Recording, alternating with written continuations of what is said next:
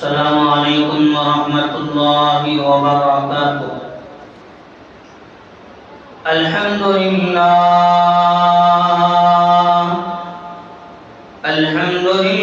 نحمده ونستعینه ونستغفره ونؤمن به ونتوکل علیہ ونعوذ باللہ من شرور انفسنا ومن سیئات اعمالنا من يهده الله فلا مضل له ومن يضلل فلا هادي له ونشهد أن لا إله إلا الله وحده لا شريك له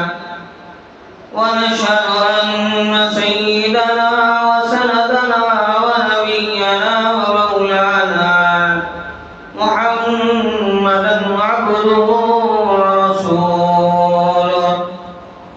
أما بعد فأعوذ بالله من الشيطان الرجيم بسم الله الرحمن الرحيم إذا جاء نصر الله والفتح ورأيت الناس يدخلون في دين الله أفواجا فسبح بحمد ربك واستغفره إنه كان توابا صدق الله مولانا العظيم وقال النبي صلى الله عليه وسلم تركت فيكم أمرين كتاب الله وسنة رسول الله صلى الله عليه وسلم لن تضلوا مما تمسكتم بهما أو كما قال عليه الصلاة والتسليم وتسليما كثيرا كثيرا اللهم صل على محمد وعلى آله وصحابه أجمعين اللهم بارك على محمد وعلى آله وصحابه أجمعين وسلم تسليما كثيرا كثيرا۔ محترم عزیز بزرگوں، دوستوں اور نوجوان عزیز ساتھیوں، عزیز پیارے بچوں، گھروں میں رہنے والی عزیز ماں بہنیں، اللہ تبارک و تعالیٰ نے ہم سب کو ان گنت نعمتوں میں سے ایک نعمت اللہ نے اولاد کی مرحمت فرمائی۔ اللہ تبارک و تعالیٰ نے انسان کو دنیا کے اندر بہت ساری نعمتیں دی جن کا آدمی اندازہ نہیں لگا سکتا۔ ایسی اللہ تعالیٰ نے بڑی بڑی نعمتیں دی اور ایک ایک نعمت آدمی کی اتنی بڑی ہے کہ آدمی اس کے بارے میں سوچ بھی نہیں سکتا۔ اللہ تبارک و تعالیٰ کی نعمتیں اتنی زیادہ انسان کے اوپر اللہ نے مرحمت فرمائی۔ ایک مرتبہ ایک فقیر راستے میں جا رہا تھا اور اللہ کے نام پر لوگوں سے مانگ رہا تھا کہ اللہ کے نام پر کچھ مرحمت فرما دیجئے، کچھ دے دیجئے تاکہ میں اسے گزر بسر کر لوں۔ تو اتنے میں اس فقیر کی ملاقات ایک اللہ والے سے ہوتی ہے۔ اب وہ فقیر اللہ والے کے پاس جا کر مانگنے لگتا ہے کہ اللہ کے نام پہ کچھ دے دو۔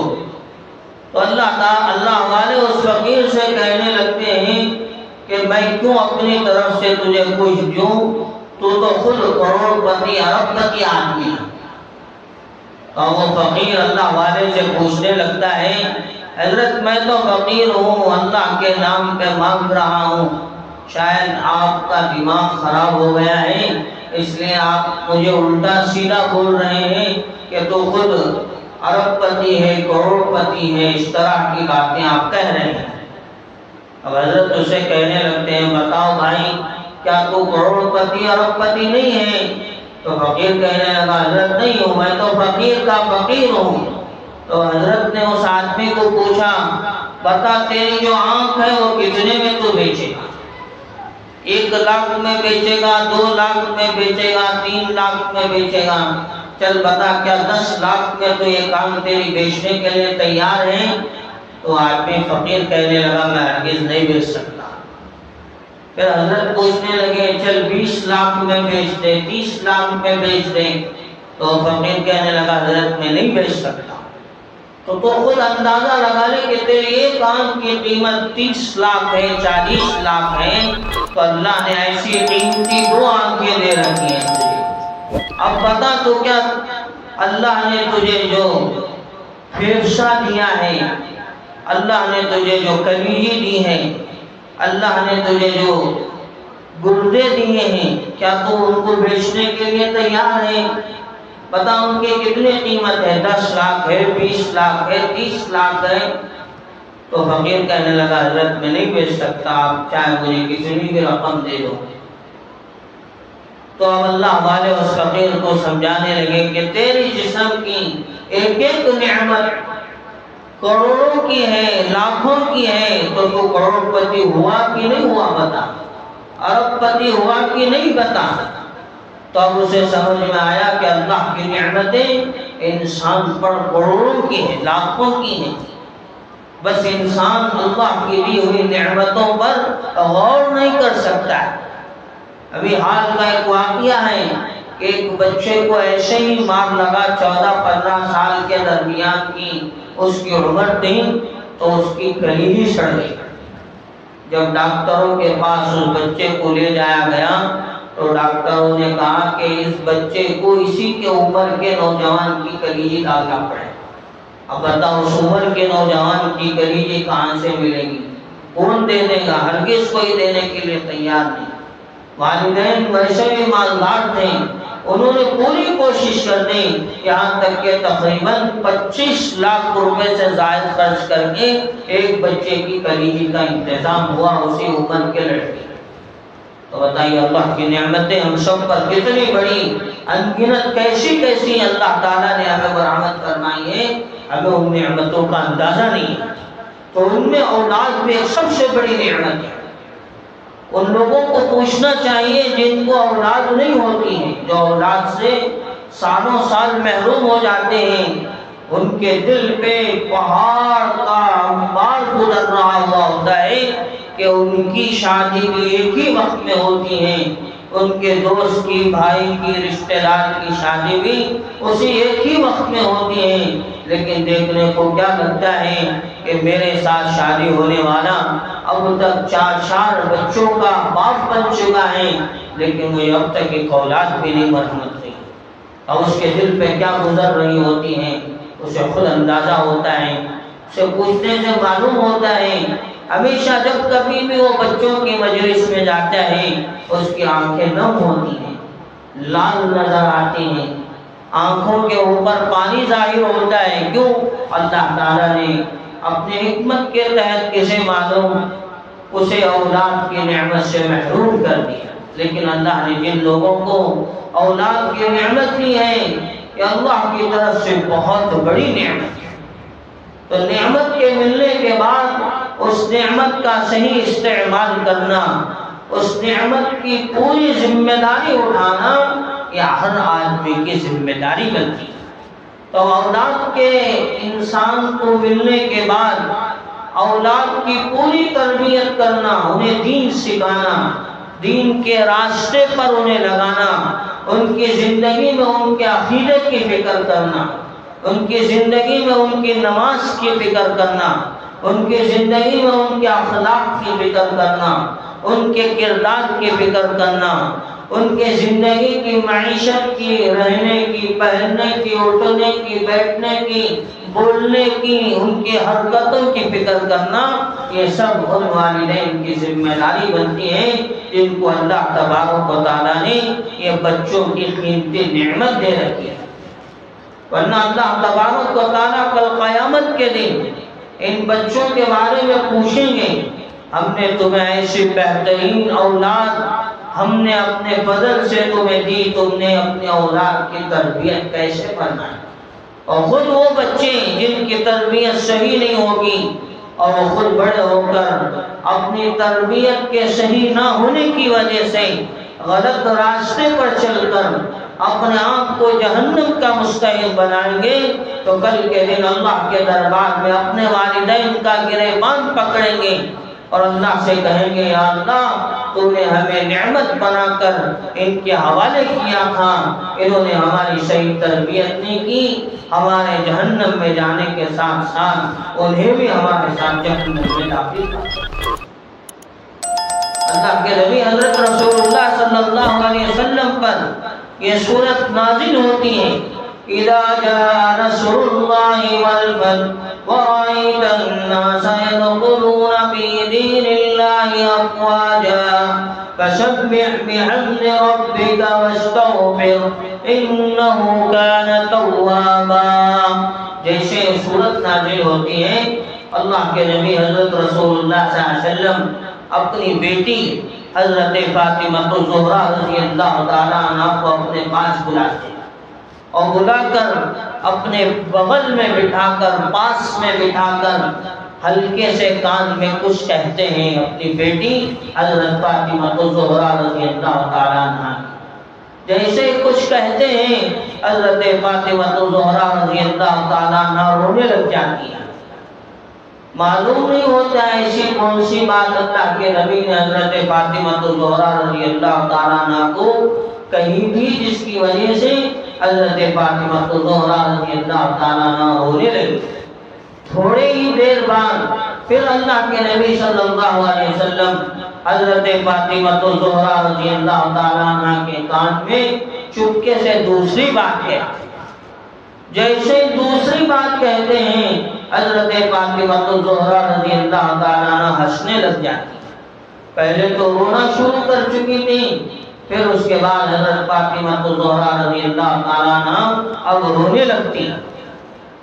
لوگ اس منظر کو دیکھ کر حیرت زدہ ہو جاتے ہیں کہ کیا بات پیش آ گئی۔ نبی نے پہلی مرتبہ بات کہی، حضرت فاطمہ الزہرا رضی اللہ تعالیٰ عنہ رونے لگی، دوسری مرتبہ بات کہی تو ہنسنے لگی، کسی کو بات سمجھ میں نہیں آئی۔ تو حضرت فاطمہ الزہرا رضی اللہ تعالیٰ عنہ کو خود اللہ کے نبی حضرت رسول اللہ صلی اللہ علیہ وسلم کہنے لگتے ہیں، اے بیٹی فاطمہ تو دیکھ رہی ہے یہ اللہ کے کلام کی صورت کو، جس کے اندر اللہ فرما رہے ہیں اذا جاء نصر اللہ والفتح، جب اللہ کی مدد اور کامیابی تمہارے پاس آ جائے گی تو کیا ہوگا؟ اللہ کی مدد اور کامیابی کے ملنے کی وجہ سے اللہ کی طرف سے تم لوگوں کو دیکھو گے، وَرَأَيْتَ النَّاسَ يَدْخُلُونَ فِي دِينِ اللَّهِ أَفْوَاجًا، فوج کے فوج زیادہ سے زیادہ لوگ دین کے اندر، اسلام کے اندر داخل ہونا شروع ہو جائیں، یہ اللہ کی مدد اور کامیابی کی بات ہوگی۔ جب ایسا ہو جائے گا، اب اے نبی جی آپ یاد رکھ لیجئے، سمجھ لیجئے کہ آپ کا کام دنیا میں آنے کا پورا ہو گیا، آپ کی محنت کا نتیجہ نکل گیا، اللہ کی مدد آ گئی، آپ کامیاب ہو گئے، جس کے نتیجے میں لوگ اسلام قبول کرنا شروع کر چکے ہیں۔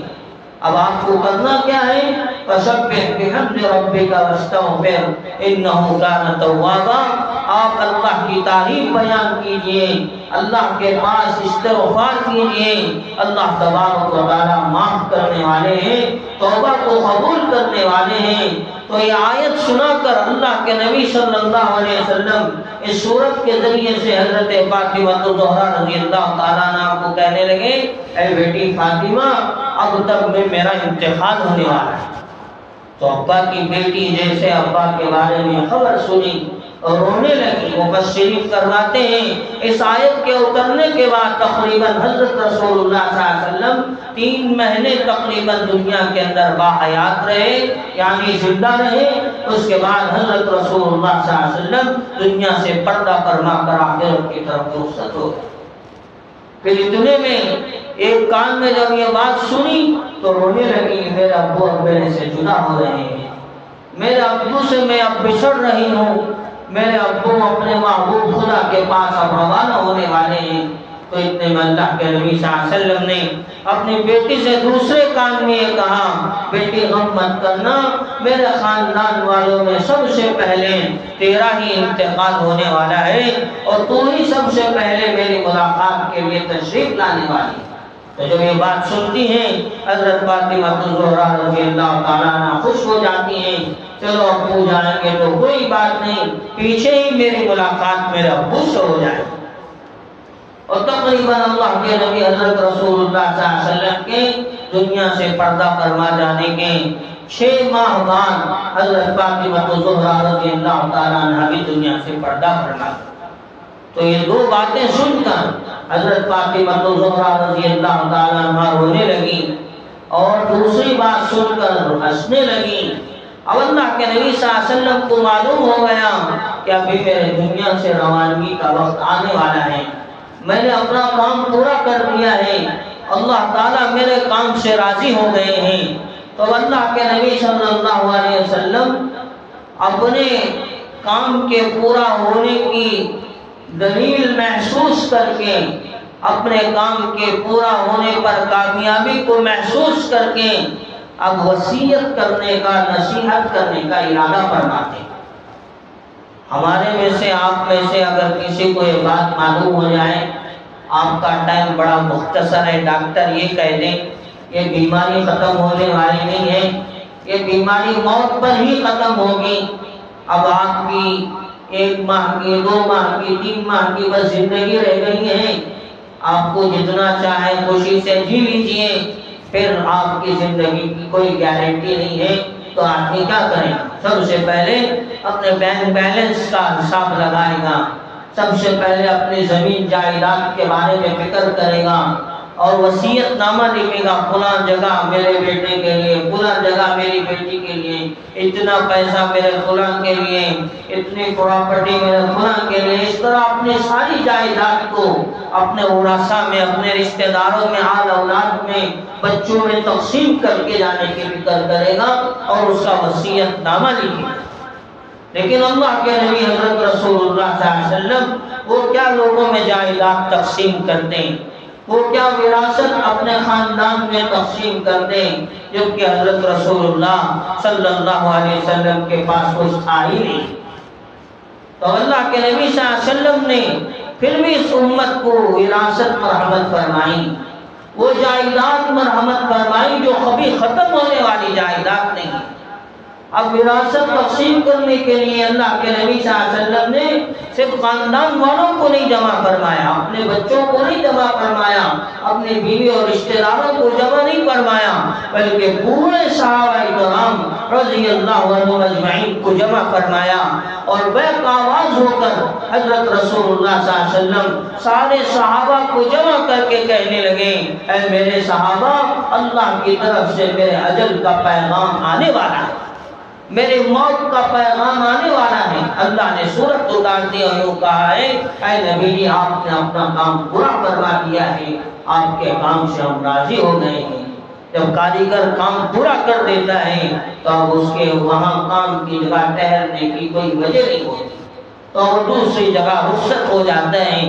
تو اللہ کا دیا ہوا کام اللہ کے نبی صلی اللہ علیہ وسلم نے پورا کر دیا کام۔ اور اللہ کے نبی صلی اللہ علیہ وسلم کے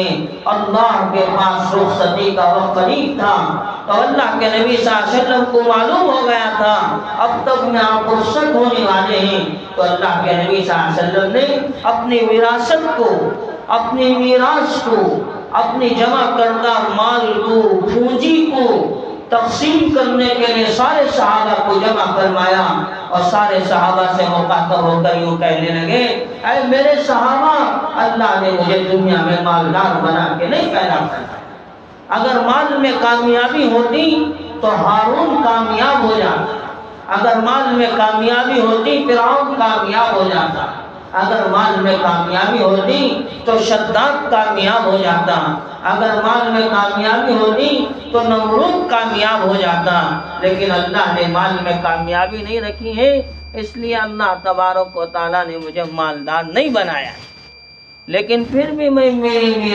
وراثت تمہارے درمیان تقسیم کر کے میں آخرت کی طرف روانہ ہونا چاہتا ہوں۔ تو حضرات صحابہ کرام رضی اللہ تعالیٰ عنہ اجمعین سوچ میں پڑ گئے کہ میرے آقا حضرت رسول اللہ صلی اللہ علیہ وسلم کی وراثت کیا ہوگی، ان کا مال میراث کیا ہوگا۔ تو اللہ کے نبی صلی اللہ علیہ وسلم حضرات صحابہ سے کہنے لگے ہماری وراثت اور ہمارا مال اور ہماری میراث دو چیزیں، ترکت فیکم امرین کتاب اللہ و سنت رسول اللہ صلی اللہ علیہ وسلم، میں میری مالداری کی وراثت میں تمہیں دو چیزیں دے کر دنیا سے روانہ ہوتا ہوں، ان میں سے ایک چیز کتاب اللہ یعنی قرآن مجید ہے، اور دوسری چیز سنت رسول اللہ یعنی حضرت رسول اللہ صلی اللہ علیہ وسلم کا مبارک نورانی طریقہ ہے۔ لن تزلوا ما ترکتم بہما، یاد رکھو جب تک تم میں سے کوئی بھی ان دونوں چیزوں کو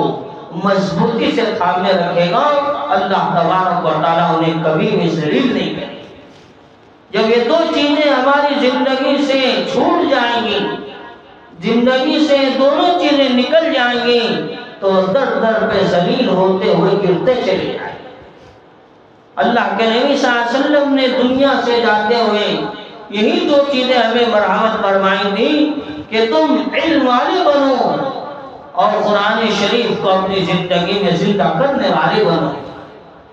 اللہ کے نبی صلی اللہ علیہ وسلم نے یہی چیز ہمیں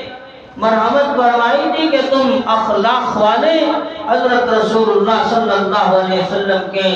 سنت و شریعت و طریقے والے بنو، تاکہ تم کامیاب بن کر باعزت بن کر دنیا کے اندر زندگی گزارنے والے ہو جاؤ۔ اگر تم علم حاصل نہیں کرو گے، قرآن کو نہیں تھامو گے، قرآن کے پڑھنے والے اس پر عمل کرنے والے نہ بنو گے، حضرت رسول اللہ صلی اللہ علیہ وسلم کے طریقے کو نہیں اپناؤ گے، ان کی شریعت کی ایک ایک سنت کو زندہ نہیں کرو گے، یاد رکھو تمہیں ذلیل کر دیا جائے گا، تمہارے اوپر غیر غلبہ پا جائیں گے، تمہیں معمولی سمجھا جانے لگے گا، تمہاری لوگوں کے درمیان کوئی حیثیت نہیں رہے گی، ہر طرف سے تمہاری طرف انگلیاں اٹھائی جائیں گی،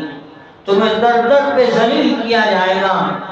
معمولی ناتا رشتہ تمہارے سے لوگ رکھیں گے، یہاں تک کہ وقت ایسا آئے گا مسلمان نام سے بھی لوگ اپنے آپ میں اترائیں گے اور اسے ایک معمولی اور گھٹیا چیز سمجھیں۔ یہ کب ہوگا؟ جب ہم ہمارے زندگیوں سے قرآن کے علم کو چھوڑ دیں گے، حضرت رسول اللہ صلی اللہ علیہ وسلم کے طریقوں کو چھوڑ دیں گے، تب جا کے ایسا عالم ہماری زندگیوں میں آئے گا۔ ایسا کہ میں نے شروع میں عرض کیا کہ اس واقعے سے ہمیں اللہ کے نبی حضرت رسول اللہ صلی اللہ علیہ وسلم کے قرآن کو، ان کی زندگی کو، ان کے اخلاق کو اپنی زندگیوں میں زندہ کرنے کے ساتھ ساتھ اپنی اولاد کی زندگیوں میں بھی قرآن کے علم کو لانا چاہیے، تاکہ ہمارے بچے بھی قرآن پڑھنے والے بنے، قرآن کا علم سیکھنے والے بنے، حضرت رسول اللہ صلی اللہ علیہ وسلم کے اخلاق کو سن کر اپنی زندگی کو ان کے اخلاق والی زندگی بنانے والے بن جائیں۔ ورنہ اگر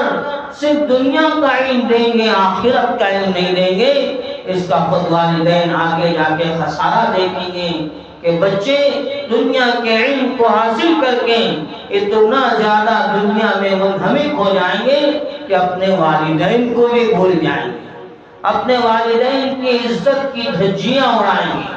اپنے والدین کو لات مارنے پر بھی پیچھے نہیں ہٹیں گے۔ اسی لیے حضرت لقمان علیہ السلام کے بارے میں آتا ہے، انہوں نے اپنی اولاد کی تربیت کی پوری فکر فرمائی تھی۔ خود اللہ تبارک و تعالیٰ نے حضرت لقمان علیہ السلام کی نصیحت کو انہوں نے جو اپنے بیٹے سے فرمائی تھی، اس کو قرآن کے اندر پسند فرما کر ساری انسانیت کے لیے رہبری کا نمونہ بنایا۔ حضرت لقمان علیہ السلام ایک مرتبہ اپنے بیٹے کو ساتھ میں لیتے ہیں اور ایک بوریا بھر کر اس کے اندر جو ہے چھوٹے چھوٹے دانوں کو داخل کرتے ہیں، جس کو راگی کہا جاتا ہے، ایک بوریا بھر کر راگی لے کر حضرت لقمان علیہ السلام اپنے بیٹے کے ساتھ بیٹھتے ہیں اور بیٹھ کر اپنے بیٹے کو تربیت کرنے لگتے ہیں اور سمجھانے لگتے ہیں، نصیحت کرنے لگتے ہیں کہ ایک نصیحت کرتے ہیں، بوریے میں سے ایک راگی کا دانہ نکال کر باہر ڈالتے ہیں۔ ایسا نصیحت کرتے کرتے اپنے بچے کو سمجھاتے سمجھاتے ایک ایک نصیحت پر ایک ایک دانہ باہر کرتے ہیں، یہاں تک کہ راگی کا پورے دانوں کا بوریا یعنی تھیلا خالی ہو جاتا ہے۔ اتنی زیادہ نصیحتیں اپنے بچے کو کرتے ہیں تاکہ اپنا بچہ صحیح تربیت پانے والا ہو جائے اور اس کی زندگی صحیح ہو جائے۔ آخر میں یوں کہنے لگتے ہیں، اے لقمان کے بیٹے، تو سن لے میری بہت بڑی بات کہ اگر میں نے جتنی نصیحتیں اور جتنی باتیں تیرے آگے رکھی، تیرے سامنے پیش فرمائی، اگر میں ان ساری باتوں کو پہاڑ کے آگے پیش کرتا اور پہاڑ کو نصیحت کرتا، پہاڑ کی تربیت کرتا، تو پہاڑ پگھل کر ریزہ ریزہ ہو جاتا۔ اتنی زیادہ اپنی اولاد کی تربیت حضرت لقمان علیہ السلام نے فرمائی تھی، ایک بوریا بھر کر نصیحتیں فرمائی تھی۔ ان میں سب سے پہلی نصیحت اپنے بچے کے دل کو عقیدے سے پاک کیا تھا، جس کو اللہ تعالیٰ نے فرمایا وَإِذْ قَالَ لُقْمَانُ لِابْنِهِ يَا بُنَيَّ لَا تُشْرِكْ بِاللَّهِ إِنَّ الشِّرْكَ لَظُلْمٌ عَظِيمٌ۔ حضرت لقمان علیہ السلام نے اپنے بیٹے سے کہا تھا، بیٹے زندگی میں جو بھی گناہ ہو جائے گا، اللہ تبارک و تعالیٰ ضرور بھی ضرور اس تیرے گناہ کو معاف کرے گا، سوائے ایک گناہ کے، وہ گناہ شرک کا گناہ ہے۔ اللہ کے ساتھ کسی کو اپنے ساتھ شریک کرنے کا گناہ ہے، اپنے دل میں اللہ کے علاوہ کسی کو جگہ دینے کا گناہ ہے، اپنے دل میں اللہ کی ذات کے علاوہ کسی دوسرے کی ذات کو بسانے کا گناہ ہے، اللہ کی ذات سے امید لگانے کے علاوہ کسی اور سے امید لگانے کا گناہ ہے، اللہ کی ذات سے بچے مانگنے کے علاوہ کسی دوسرے سے بچے مانگنے کا گناہ ہے۔ یہ گناہ اتنا بڑا ہے، اللہ تبارک و تعالیٰ شرک کے گناہ کو تیرے سے کبھی نہیں معاف کرے۔ کہ حضرت لقمان علیہ السلام کی سب سے بڑی اور سب سے پہلی نصیحت تھی، اے بیٹے تیرے عقیدے کو درست کر لے کہ سب کچھ کرنے والا ایک خالق و مالک ہے، اسی کے کرنے سے سب کچھ دنیا کے اندر ہوتا ہے، اگر وہ نہیں کرنا چاہے گا تو دنیا کے اندر کچھ بھی نہیں ہو سکتا۔ تو اس طرح اپنے بچوں کے عقیدے کی فکر حضرات انبیاء علیہ السلام نے کروائی تھی، یہاں تک کہ ایک نبی نہیں، ایسے کئی انبیاء علیہ السلام دنیا سے پردہ فرما گئے، جنہوں نے اپنے اولاد کی تربیت بہت گہرائی سے فرمائی تھی اور اپنے اولاد کو بنا کر دنیا سے جانے کی بڑی فکر فرمائی تھی۔ اور حضرت رسول اللہ صلی اللہ علیہ وسلم کے بارے میں آتا ہے، ایک مرتبہ ان کی بیٹی حضرت فاطمہ الزہرا رضی اللہ تعالیٰ عنہا آ کر کہنے لگتی ہیں، ابا جان چکی پیسنے کی وجہ سے ہاتھوں میں گٹے پڑ جاتے ہیں، پانی کا مشکلہ اٹھانے کی وجہ سے اوپر جو ہے چھالے پڑ رہے ہیں، وہ ربر کی مجبوری کی وجہ سے آپ مجھے کوئی غلام مرحمت فرما دیں۔ تو اللہ کے نبی صلی اللہ علیہ وسلم کہنے لگتے ہیں، اے بیٹی فاطمہ تیری تھکان کو دور کرنے کے لیے غلام کے بغیر تجھے اس سے اچھی چیز نہ بتاؤں کہ سبحان اللہ 33 مرتبہ، الحمدللہ 33 مرتبہ، اللہ اکبر 34 مرتبہ پڑھ لینا، تمہارے کام کی پوری تھکان دور ہو جائے۔ یہ تربیت اللہ کے نبی صلی اللہ علیہ وسلم نے خود اپنی بیٹی حضرت فاطمہ الزہرا رضی اللہ تعالیٰ عنہا کی فرمائی تھی۔ اگر ہم نے آج اپنے بچوں کی تربیت کا خیال نہیں کیا، انہیں قرآن سکھانا نہیں چاہا، انہیں حضرت رسول اللہ صلی اللہ علیہ وسلم کی باتیں نہیں پڑھائیں، ان کی زندگی میں اخلاق زندہ نہیں کیے، تو ایک وقت وہ آئے گا وہ خود ہمارے خلاف کھڑے ہو جائیں گے، ہمارے آنکھ میں آنکھ ملا کر بات کرنے والے بن جائیں گے۔ ہماری بات پر انگلی دکھا کر ہماری بات کو توڑنے والے بن جائیں گے اور ہماری عزت کی دھجیاں اڑانے والے بن جائیں گے۔ اس لیے کہ اللہ کے نبی نے جو میراث میں ہمیں مرحمت فرمایا تھا وہ مال نہیں تھا، وہ اللہ کا دینی علم قرآن مجید تھا، وہ حضرت رسول اللہ صلی اللہ علیہ وسلم کے زندگی کے پاکیزہ اخلاق تھے اور ان کی زندگی کی پاکیزہ باتیں تھیں۔ اگر ہم نے اپنے بچوں کو علم صرف دنیا کی حد تک دیا، دنیا کا علم دے کر ہم دنیا سے چلے گئے تو ہمارے جنازے پر بھی ہمارے بچہ جو ہے ہماری جنازے کی نماز کو صحیح پڑھنے پر عاجز ہو جائے۔ حضرت پیر ذوالفقار صاحب نقشبندی دعوت برکاتہم نے اپنی کتاب کے اندر ایک واقعہ لکھا ہے۔ ایک مرتبہ ایک بہت بڑے ڈاکٹر صاحب کے والد کا انتقال ہو گیا، تو انتقال ہو گیا، نماز جنازہ پڑھی گئی، والد صاحب کو قبرستان میں دفن کر دیا گیا۔ اب بیٹے بہت بڑے شہر کے ڈاکٹر ہیں، نامدار ہیں، کامدار ہیں، جیسے ہی اپنے ابو کو دفن کر کے قبرستان سے نکلے، مسجد آ کر زارو خطار رونے لگے۔ اتنا روئے کہ سامنے والے دیکھ کر پریشان ہو گئے، کیا ہو گیا بھائی؟ ایسی مصیبت تو ہر ایک پر آنی ہے، آتی ہی ہے۔ اب بڑے بزرگ امام صاحب آ کر کہنے لگے کہ ہر ایک کے ساتھ ہونے والا معاملہ ہے، آج ہمارے والد کی باری ہے تو کل ہماری باری آ جائے گی، یہ مصیبت تو کسی سے ٹلنے والی نہیں ہے، آپ صبر کیجئے، اللہ تبارک و تعالیٰ صبر کا بہترین بدلہ دیں گے۔ اتنا رونا طبیعت کے لیے بڑا نازک ہوتا ہے۔ اس طرح کہہ کر ڈاکٹر صاحب کو امام صاحب سمجھانے لگے، تو ڈاکٹر صاحب امام صاحب سے کہنے لگے کہ حضرت امام صاحب دعوت برکاتہم، میں اس لیے نہیں رو رہا ہوں کہ میرے ابا کا انتقال ہو گیا ہے، یہ تو برسوں پرانی بات ہے، جب سے دنیا قائم ہوئی ہے اور کوئی دنیا سے جا ہی رہا ہے۔ آج ہمارے ابو کی باری تھی تو کل میری باری آ جائے گی، میں اس لیے نہیں رو رہا ہوں بلکہ میں اس لیے رو رہا ہوں میرے والد نے میرے اوپر پیسہ اتنا خرچ کیا کہ مجھے پورے شہر کا، پوری ڈسٹرکٹ کا نامدار ڈاکٹر بنایا۔ میرے پاس علاج کے لیے لوگوں کی لائن کھڑی رہتی ہے، پھر جا کر لوگ نمبر لگا کر میرے پاس علاج کے لیے آتے ہیں۔ میرے پاس دنیا کے علم کا خزانہ ہے، دنیا کے مال و دولت کا خزانہ ہے، لیکن میرا حال یہ تھا کہ میرے ابا دنیا سے رخصت ہو کر جنازے میں رکھے گئے تھے اور میں نماز پڑھنے کے لیے کھڑا ہوا تھا اور مجھے میرے ابو کے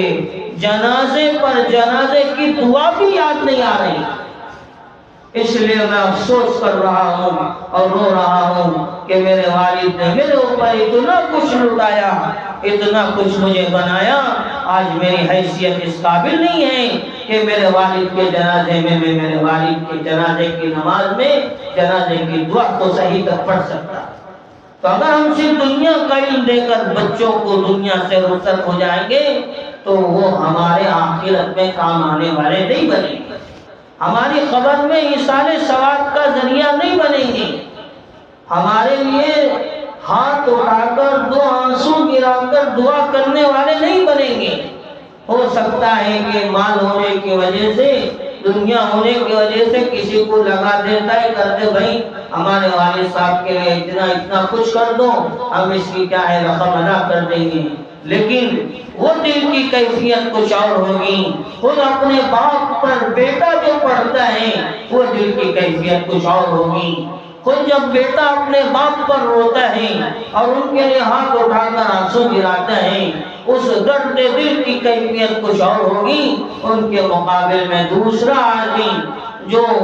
اپنے ان کے باپ کے لیے کچھ نہ کچھ ایصال ثواب کرتا ہے، ان کی کیفیت کچھ اور ہوگی۔ تو اگر ہم نے صرف دنیا کا علم دے کر دنیا سے روانہ ہو گئے، آخرت کا علم نہیں دیا تو ہمارے قبر میں اتنا سب کچھ کرنے کے باوجود بھی قبر میں کوئی چیز کام آنے والی نہیں بنی۔ ایک مرتبہ ایک اللہ والے ایک بازار سے گزر رہے ہوتے ہیں تو کیا دیکھتے ہیں کہ ایک بچہ بازار میں مٹھائی بیچنے کے دکان میں بیٹھا ہوا ہے۔ پھر جیسے ہی وہ بچے کو دیکھتے ہیں تو وہ بچہ مٹھائی بیچتے بیچتے اپنی زبان ہلا رہا ہے، اپنے ہونٹ ہلا رہا ہے۔ اور حضرت اس بچے سے پوچھتے ہیں کہ تم بازار میں مٹھائی بیچنے کا کام کر رہے ہو، ہونٹ اور زبان کیوں ہلا رہے ہو؟ تو بچہ کہنے لگتا ہے میں روزانہ ایک قرآن پاک پڑھتا ہوں مٹھائی بیچتے بیچتے، اور میرے ابا کی بخشش کے لیے ان کے حق میں ایثار ثواب کرتا ہوں۔ تو واقعہ معلوم ہو گیا۔ حضرت چلے گئے، اللہ تعالیٰ عبرت کے لیے ایسے نمونوں کو کچھ مرتبہ لوگوں پر ظاہر فرما دیتے ہیں۔ تو حضرت نے خواب میں دیکھا کہ قبرستان ہے، جیسے ہی قبرستان میں رات کا اندھیرا چھا چکا ہے، لوگ قبروں سے باہر نکل رہے ہیں اور کچھ چن کر اپنے قبروں میں واپس ہو رہے ہیں۔ انہی میں سے ایک بزرگ کو وہ دیکھتے ہیں، وہ قبر سے باہر نکلتے ہیں اور قبر کے اوپر آرام سے بیٹھتے ہیں، اور جب سب کے جانے کا وقت ہو جاتا ہے لوگ چن چن کے لے جاتے ہیں، لیکن وہ بزرگ آرام سے بیٹھ کر واپس اپنی قبر میں چلے جاتے ہیں۔ تو اب وہ اللہ والے ان بزرگ سے پوچھتے ہیں کہ دیکھو بہت سارے لوگ بہت کچھ چن کر لے جا رہے ہیں، تم کیوں خاموش بیٹھ کے واپس جا رہے ہو؟ تو اللہ والے کہنے لگتے ہیں کہ یہ سب اپنے رشتہ داروں کا پہنچایا ہوا معمولی تھوڑا زیادہ ایثار ثواب چن کر اپنی خبروں میں لے جا رہے ہیں، لیکن مجھے ایثار ثواب کی کوئی کمی نہیں ہے۔ پناہ جگہ میرا بیٹا ہے اور وہ مٹھائی بیچتے بیچتے جو ہے میرے حق میں روزانہ ایک قرآن پاک پڑھ کے ایثار ثواب کرتا ہے، اب مجھے ثواب کی کوئی ضرورت نہیں۔ تو ہو گیا آج کا دن کا واقعہ۔ حضرت نے بھی دیکھا تھا پورا بچے کو کہ ایک بچہ مٹھائی بیچتے بیچتے اس طرح کا کام کرتا ہے، قرآن پاک پڑھ کر اپنے والد مرحوم کے حق میں ایثار ثواب کرتا ہے۔ تو چند دن کے بعد پھر وہی خواب نظر آتا ہے، مردے خبر میں سے نکلتے ہیں، چن چن کے لے جاتے ہیں۔ تو اب وہ اللہ والے بھی خبر سے نکلتے ہیں، اب وہ بھی چن کر لے جانے لگتے ہیں۔ اب خواب دیکھنے والے اللہ والے ان سے پوچھتے ہیں پہلے تو تم کو چن کے نہیں لے جاتے تھے، اب کیوں چن کر لے جا رہے ہو، کیا وجہ ہو گئی؟ تو وہ کہنے لگتے ہیں وہ بچہ جو میرے حق میں روزانہ قرآن پاک پڑھ کے ایثار ثواب کرتا تھا، اس کا انتقال ہو گیا، اب مجھے پڑھ کر بخشنے والا کوئی نہیں رہا، اس لیے میں خود ایثار ثواب کے ٹکڑوں کا محتاج ہو گیا ہوں، اب میں بھی ان کو چن کے اپنی قبر میں لے جا رہا ہوں۔ جیسے اللہ والے خواب دیکھنے والے اس حقیقت کو دیکھتے ہیں تو دوسرے دن بازار تشریف لاتے ہیں اور معلوم کرتے ہیں کہ یہاں ایک بچہ مٹھائی بیچنے والا تھا، وہ کہاں گیا؟ تو لوگ کہنے لگتے ہیں کل کے دن اس کا انتقال ہوا۔ تو ہمارے قبر میں کام آنے والی چیز صرف دنیاوی علم نہیں ہے، دنیاوی علم کے ساتھ آخرت کا بھی علم ہے۔ اگر ہم اپنے بچوں کو دنیاوی علم کے ساتھ آخرت کا علم دیں گے تو ہماری دنیا کی بھی قدر کریں گے اور آخرت کی بھی فکر کریں گے۔ ہم نے بس دنیاوی علم دے دے کر انہیں ترقی پہنچا دی اور انہیں بہت اونچے مقام پر پہنچا دیا تو ہماری آخرت کے تو کام نہیں آئیں گے، دنیا کے بھی کام نہیں آئیں گے۔ ایک والد کے بارے میں آتا ہے انہوں نے اپنے بچے کو اتنا پڑھایا کہ اپنی زندگی کی ساری جمع پونجی اور سارا پیسہ لگا دیا، اور بچہ بھی پڑھ پڑھ کے اتنا اعلیٰ مقام اس کا بن گیا کہ اسے لندن سے بلاوا آ گیا کہ آپ کے کام کی ہم نے بڑی تعریف سنی ہے، آپ یہاں لندن تشریف لائیے۔ بڑی خوشی کی بات ہے، والدین کے لیے بھی بڑے فخر کی بات ہے کہ اپنا بچہ باہر کنٹری میں جا کر کام کریں۔ بعض لوگ بولتے بھی ہیں اپنی زبان سے میرا فلاں بیٹا سعودی میں ہے، میرا فلاں بیٹا یمن میں ہے، میرا فلاں بیٹا قطر میں ہے، میرا فلاں بیٹا جدہ میں ہے، فخر سے بولتے ہیں۔ اور والد تو والد ہوتے ہیں، اس لیے کہ والدین کی محبت اپنے بچوں کے حق میں بے غرض کی ہوتی ہے، اس محبت کے پیچھے کوئی غرض نہیں ہوتی ہے، وہ محبت بڑی پاک ہوتی ہے، اس کے اندر تھوڑا برابر بھی کھوٹ نہیں ہوتا ہے۔ تو والد اپنے بچے کی ترقی کے لیے بڑے پسندیدہ تھے، بچے سے کہنے لگے جاؤ جاؤ جہاں کا تمہیں بلایا ہے فوراً وہاں چلے جاؤ۔ تو جیسے ہی بچہ روانہ ہو گیا چند ہی دن گزرے تھے، عمر کی درازے کا عالم تھا، والد صاحب کی طبیعت دھیرے دھیرے کر کے خراب ہونی شروع ہو گئی، اتنی زیادہ خراب ہو گئی کہ والد صاحب جینے اور مرنے کے درمیان میں ہو گئے۔ کسی نے اپنے بچے کو لندن خبر پہنچائی کہ تمہارا ابو جینے اور مرنے کے درمیان میں ہے، آخری وقت چل رہا ہے، ایسا کرو کہ تم اپنے باپ کی بیمار کرسی کے لیے تشریف لاؤ تاکہ ان کے دل کو ٹھنڈک ملے۔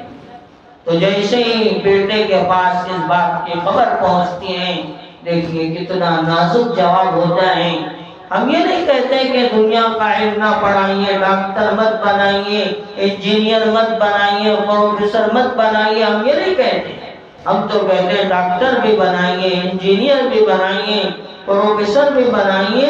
ساتھ میں دیندار بھی بنائیے، اللہ کا کلام پڑھنے والا بھی بنائیے، حضرت رسول اللہ صلی اللہ علیہ وسلم کے اخلاق والا بھی بنائیے، اپنی زندگی میں دینداری کو زندہ کرنے والا بھی بنائیے اور زندگی دینداری کے ساتھ گزارنے والا بھی بنائیے۔ ہم تو یہ کہتے ہیں۔ تو جیسے ہی باپ کی خبر بیٹے کے پاس پہنچی، بیٹا کہنے لگا میرے ابو تک خبر پہنچا دو، میں آ نہیں سکتا، میری پوری مہینے کی میٹنگیں فکس ہو چکی،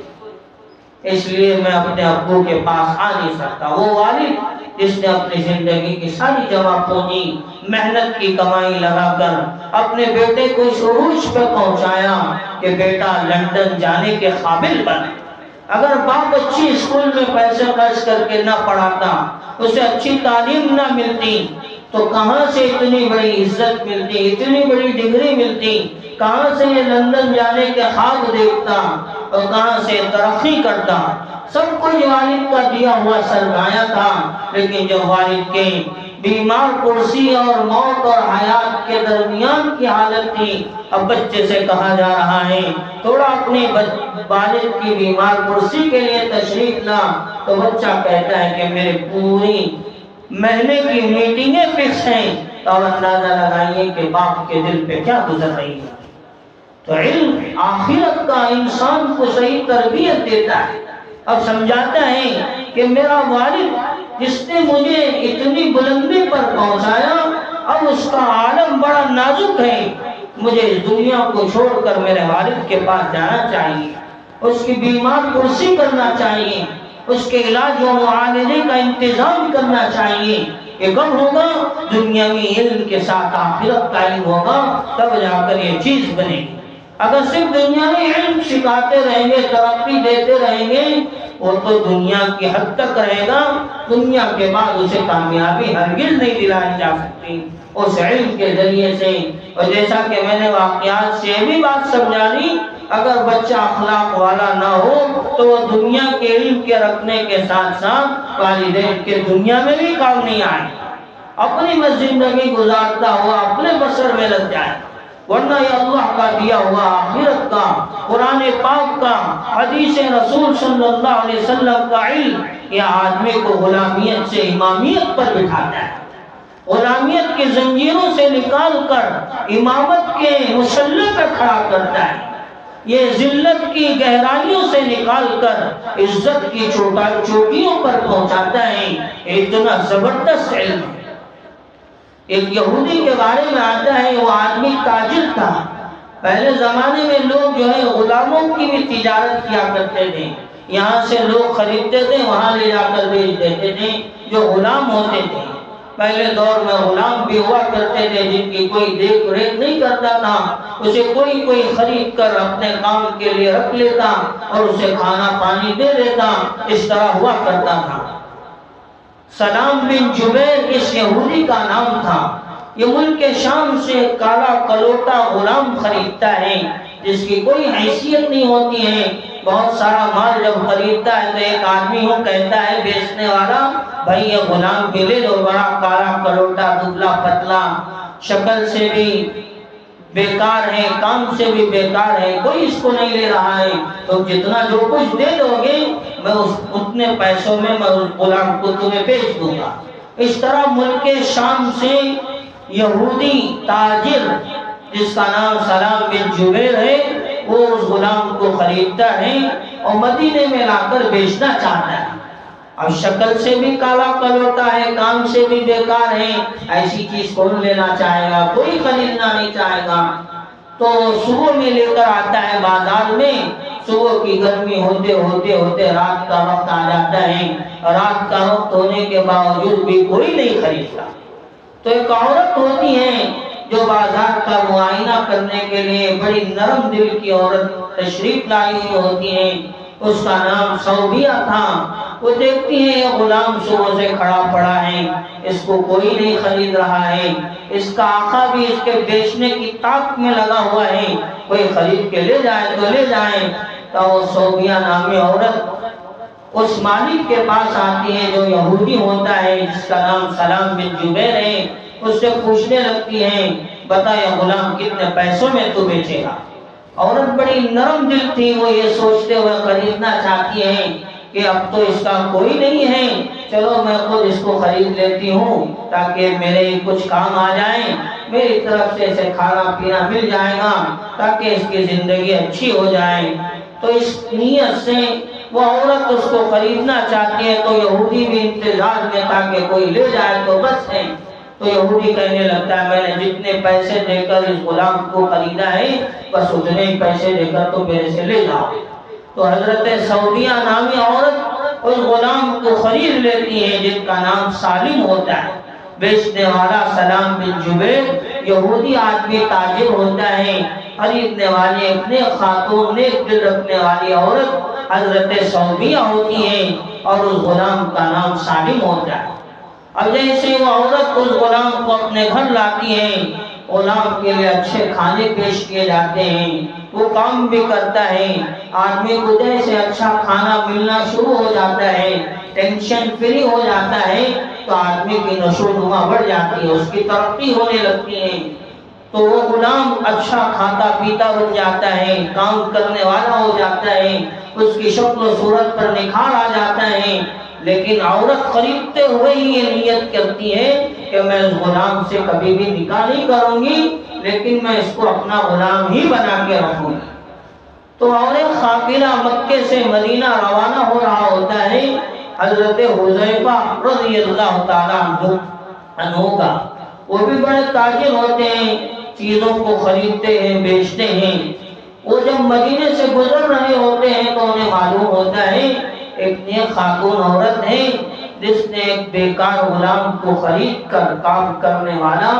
اور اچھا چہرے والا بنا دیا ہے، بڑی نیک دل خاتون ہے۔ یہ تعریف سنتے ہی حضرت حذیفہ رضی اللہ تعالیٰ عنہ اپنی طرف سے اس عورت کے نکاح کا پیغام ان کے والدین کو بھیج دیتے۔ تو جیسے ہی والدین کے پاس ایک بڑے مکے کے تاجر کے طرف سے نکاح کا پیغام آتا ہے، وہ اپنی بیٹی کے نکاح اس آدمی سے یعنی حضرت حذیفہ رضی اللہ تعالیٰ عنہ سے کرنے کے لیے تیار ہو جاتے ہیں۔ اب نکاح ہو جاتا ہے، چند دن حضرت حذیفہ اور حضرت صوبیہ دونوں مدینے میں رہتے ہیں۔ حقیقت میں حضرت حذیفہ رضی اللہ تعالیٰ مکے سے مدینے کی طرف تجارت کے لیے آئے تھے، اور چند دن کے بعد وہ اپنی بیوی حضرت صوبیہ کو لے کر دوبارہ مکے واپس ہو جاتے ہیں۔ اب جہیز میں غلام بھی ساتھ آ جاتا ہے۔ جیسے ہی حضرت حذیفہ رضی اللہ تعالیٰ عنہ اپنی نیک خاتون اور غلام کے ساتھ مکے آ جاتے ہیں تو ان کی دوستی ہوتی ہے حضرت حذیفہ رضی اللہ تعالیٰ عنہ کی حضرت عثمان غنی رضی اللہ تعالیٰ عنہ سے۔ اب اللہ کے نبی صلی اللہ علیہ وسلم مکے میں ایمان کا اسلام کا اعلان کر چکے ہوتے ہیں، اور حضرت عثمان رضی اللہ تعالیٰ مسلمان ہو چکے ہوتے ہیں اسلام قبول کر کے، لیکن یہ دوست ہیں حضرت حذیفہ کے رضی اللہ تعالیٰ، اور حضرت عثمان رضی اللہ تعالیٰ حضرت حذیفہ رضی اللہ عنہ سے ملنا نہیں چاہتے، اس لیے کہ ابھی غیر ایمان والے ہیں، مسلمان نہیں ہوئے ہیں، دوستی میں دور اندیشی نظر آتی ہے۔ تو حضرت حذیفہ رضی اللہ تعالیٰ عنہ کیوں سوچتے ہیں کہ چلو حضرت عثمان رضی اللہ عنہ سے ملاقات کریں گے، ان سے پوچھیں گے کہ بھئی ہماری دوستی میں دوری کیوں ہو رہی ہے، وجہ کیا ہے۔ تو معلوم ہوتا ہے، ملاقات ہوتی ہے تو حضرت عثمان رضی اللہ عنہ کہنے لگتے ہیں بھائی آخری نبی دنیا کے اندر آ چکے ہیں، انہوں نے ہمارے تک ایمان کا پیغام پہنچا دیا ہے، میں مسلمان ہو گیا ہوں، تم ابھی غیر ایمان والے ہو، تمہاری ہماری دوستی کیسے؟ تو حضرت حذیفہ رضی اللہ عنہ کہنے لگتے ہیں آپ اگر ایمان والے ہیں تو دوست کے دین پر ہوتا ہے، ہم بھی ایمان قبول کرتے ہیں، ہم بھی مسلمان ہو جاتے ہیں۔ تو حضرت حذیفہ رضی اللہ عنہ بھی مسلمان ہو جاتے ہیں۔ جیسے گھر تشریف لے جاتے ہیں، نیک خاتون عورت جس نے غلام خریدا تھا حضرت صوفیہ، وہ اپنے شوہر کو دیکھ کر کہنے لگتی ہیں آپ کا چہرہ پہلے سے آج بہت زیادہ چمک رہا ہے۔ تو شوہر کہنے لگتے ہیں کہ آج سے پہلے میں ایمان کے بغیر زندگی گزارتا تھا، اب میں مسلمان ہو چکا ہوں جس کی برکت سے میرا چہرہ چمک رہا ہے۔ وہ پہلے سے نیک دل خاتون تھی اور بڑی اچھی عورت تھی، وہ دیکھتی کہنے لگتی ہے میرا شوہر جس دین کا ہے میں بھی اس دین کو قبول کرتی ہوں اور میں بھی مسلمان ہو جاتی ہوں۔ جیسے بیوی بھی مسلمان ہو جاتی ہیں۔ اب اللہ کے نبی صلی اللہ علیہ وسلم کی بات پہنچتی ہے حضرت صوفیہ رضی اللہ تعالیٰ عنہ کے پاس، جو آدمی مسلمان ہو جائے اور غلام آزاد کرے اللہ تبارک و تعالیٰ کی طرف سے اسے بہت زیادہ ثواب مرحمت کیا جائے۔ اب میاں بیوی دونوں مسلمان ہو گئے، اتنے میں غلام دیکھا جس نے ہماری اتنی زیادہ پرورش کی اور اتنا خیال رکھا، اور وہ مسلمان ہے تو ہم کیوں مسلمان نہیں ہوں گے؟ تو حضرت سالم رضی اللہ تعالیٰ عنہ بھی مسلمان ہو جاتے۔ اب شوہر بھی مسلمان، بیوی بھی مسلمان، غلام بھی مسلمان۔ اب بیوی کہتی ہے کہ اللہ کے نبی کا پیغام ہے غلام آزاد کرو، اللہ تعالیٰ بے انتہا ثواب دیں گے، تو ہم تمہیں آزاد کرتے ہیں، تم جہاں جانا چاہتے ہو تو جا سکتے ہو۔ تو غلام حضرت سالم جیسے اس بات کو سنتے ہیں کہ میں اب تک ان کے دربار میں رہتا تھا، ان کا کھاتا تھا، ان کا پیتا تھا، اب یہ مجھے آزاد کر رہی ہیں، مجھے ان کا دربار چھوڑ کے جانا پسند نہیں ہے، میں انہی کے پاس رہنا چاہتا ہوں۔ تو بیوی تو آزاد کر دیتی ہے، لیکن شوہر بجائے آزاد کرنے کے یوں کہتے ہیں آج سے اے سالم تم غلام نہیں ہو، اگر تم ہمارے پاس سے نہیں جانا چاہتے ہو تو کوئی بات نہیں، ہم تمہیں اپنا منہ بولا بیٹا بنا لیتے ہیں۔ تو اس کے بعد سے ان کا نام سالم بن حذیفہ پڑ جاتا ہے، حذیفہ کے بیٹے حضرت سالم۔ تو حضرت حذیفہ کے بیٹے بن کر رضی اللہ تعالیٰ عنہ 12 مرتبہ اللہ کے رسول صلی اللہ علیہ وسلم کی مجلس میں خوب جایا کرتے تھے اور خوب اللہ کا کلام سیکھا کرتے تھے۔ اتنا زیادہ اللہ کا کلام پڑھنے والے وہ بن جاتے ہیں کہ جب مکے سے مدینہ ہجرت کرنے کا حکم آتا ہے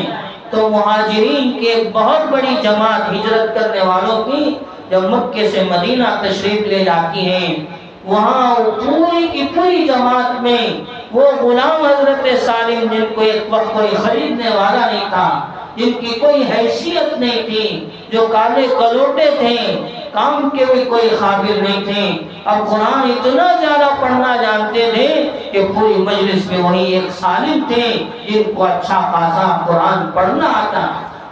اور جیسے ہی اب مدینے میں نماز پڑھانے کا وقت آتا ہے تو کوئی اچھا خاصا قرآن پڑھنے والا نہیں ہوتا ہے، تو یہی غلام کو امامت کے مقام پہ کھڑا کیا جاتا ہے۔ اب یہی حضرت سالم اور مہاجرین کی امامت کرتے ہیں اور امام بن کے وقت گزار رہے ہوتے ہیں۔ وہ یہودی جو حضرت سالم کو جن کا نام سلام بن جبیر تھا ملک شام سے خرید کر بیکار سمجھ کے لے کر آیا تھا، اب اس غلام کو خریدنے والا کوئی نہیں تھا، اس غلام کو ایک نیک خاتون حضرت صوفیہ نامی خریدتی ہیں۔ پھر جا کر وہ اللہ کے نبی کے دربار میں پہنچ کر اتنا زیادہ قرآن پڑھنے والے بن جاتے ہیں اور قرآن سیکھنے والے بن جاتے ہیں، جس کے نتیجے میں اللہ تعالیٰ انہیں غلامیت سے نکال کر امامت کے مسلح پہ کھڑا کر دے۔ تو یہ قرآن پاک کا علم اتنا زبردست علم ہے جو انسان کو ذلت کی گہرائیوں سے نکال کر عزت کی چوٹائیوں پر پہنچاتا ہے اور انسان کو بلندیوں سے بلندیوں کا پیغام پہنچاتا ہے۔ اس لیے ضروری ہے کہ دنیا کے علم کے ساتھ ساتھ اپنے بچوں کو قرآن پاک کا علم دینے کی فکر کریں۔ دنیا کے علم کے ساتھ ساتھ اپنے بچوں کو حدیث رسول صلی اللہ علیہ وسلم کا علم دینے کی فکر کریں، ورنہ ہمارے بچے بس دنیا سیکھ کر دنیا کے حوالے ہو جائیں گے، نہ اپنے والدین کے بنیں گے، نہ ہماری آخرت کے بنیں گے، نہ ہماری خبر کے بنیں گے۔ اگر ہم انہیں دین کا علم دنیا کے علم کے ساتھ دیں گے تو وہ ہمارے دنیا کے بھی بنیں گے، خبر کے بھی بنیں گے، آخرت کے بھی بنیں گے، وہ بھی عزت والے بنیں گے اور والدین کی عزت کرنے والے بنیں گے۔ اگر ہم نے دنیا کا سب علم دے دیا تو وہ تو دنیاوی عزت لے جائیں گے اور اپنے والدین کی عزت کو ٹھوکر مار کر، اپنے والدین کی عزت کو درگور کر کر، پیٹھ پیچھے پیروں تلے ڈال کر رول کر آگے بڑھ کے نکل جائیں گے۔ یوں کہیں گے ہم ہو گئے، ہماری بیوی ہو گئی، ہمارے بچے ہو گئے، ہم نہیں جانتے والدین کون ہیں۔ اگر کچھ خرچہ دے دیا، ورنہ آج اللہ معاف فرمائے جتنا کتوں کے پالنے والوں کے یہاں کتوں کی قدر ہے، اتنا اپنے والدین میں اپنے اماں کی، اپنے باپ کی بھی قدر نہیں ہے۔ اگر ایک آدمی کتا پال رہا ہوتا ہے تو اس کتے کے لیے کار میں اسپیشل سیٹ رہتی ہے، گھر کے اندر بہترین سے بہترین کھانے کا اس کا نظام ہوتا ہے، اس کے فوڈ کے الگ خرچے ہوتے ہیں، اسے سیر و تفریح کرانے کے لیے باقاعدہ روزانہ آدمی وقت نکالتا ہے، اتنے سے اتنا وقت میرے کتے کو مجھے دینا ہے تاکہ میں اس کی سیر و تفریح کراؤں۔ لیکن اپنی ماں کے بارے میں اس کا عالم یہ ہوتا ہے کہ کتے کے فوڈ کے لیے بے انتہا پیسے ہوتے ہیں، اپنی ماں کی دوائی کے لیے اس کے پاس پیسے نہیں ہوتے۔ ایک کتے کے لیے بہترین سے بہترین رہنے کے روم کا نظام ہوتا ہے اور اپنی ماں کے لیے ٹھکانے کا کوئی اچھے سے اچھا نظام نہیں ہوتا۔ کیوں حکم ہوتا ہے رہنا ہو تو رہ لو، ورنہ نکل کر جانا چاہتے ہو تو جا سکتے ہو۔ تو اپنے والدین، وہ ماں جس نے اپنے بچے کو 9 ماہ پیٹ میں رکھ کر پالا، جیسے بچہ پیدا ہو گیا اس کی ساری زندگی فکر فرمائی، جب وہ اپنے پیروں پر کھڑا ہو گیا، کچھ کمانے والا بن گیا، کچھ بنانے والا بن گیا، اب اپنی ماں سے یوں کہتا ہے تیری کوئی ہمارے یہاں قدر نہیں ہے اور تیری ہمارے یہاں کوئی حیثیت نہیں ہے۔ اس طرح کا حال دنیاوی علم حاصل کرتے کرتے دنیا کے حوالے ہونے کے ساتھ ہوتا ہے۔ تو لہذا درخواست ہے کہ ابھی مدارس کی شروعات ہے، مکاتب کی شروعات ہے اور دین کے علم کے فروعات کی شروعات ہیں، تو اپنے بچوں کے دنیاوی علم کے ساتھ ساتھ آخرت کے دینی علم کی بھی فکر کریں تاکہ ہمارے بچے قرآن پڑھنے والے ہو جائیں، وہ بھی دینی علم سیکھنے والے ہو جائیں، وہ بھی کچھ نہ کچھ ہمارے حق میں ایصال ثواب کرنے والے ہو جائیں۔ ورنہ کسی شاعر نے کیا ہی خوب کہا ہے کہ ہمارے باپ کی میت کی نماز جنازہ تو لوگوں نے ادا کر لی، ہمارے باپ کی میت کی نماز جنازہ تو لوگوں نے ادا کر لی، مگر ہم ابھی وضو بناتے رہے۔ یہ حال ہوگا ہمارے بچوں کا